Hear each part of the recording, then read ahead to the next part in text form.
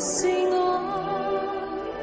碰着途中的你，也許只因眼中都有孤單的倒影。找方向在哪邊？